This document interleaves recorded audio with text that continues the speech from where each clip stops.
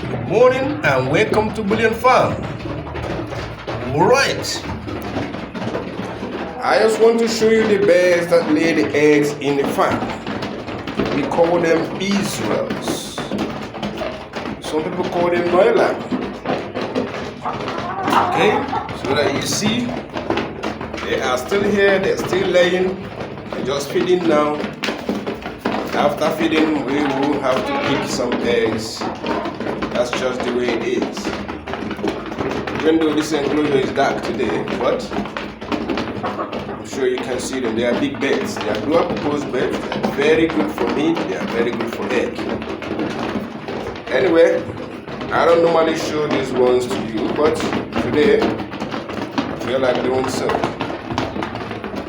So I think we have about 18 or 19 here right now. I discovered that one of them is actually a male, not a female. So what it means is that I have two males here. I've moved them into a new location. So all the ones here now are female and they are laying eggs. Anyway, I'll be farming. Let me continue to feed them and give them water to drink. I remain your host Choice, and this is Bullion Farm. Please remember to subscribe to our channel if you've not subscribed. So bye for now and happy Sunday.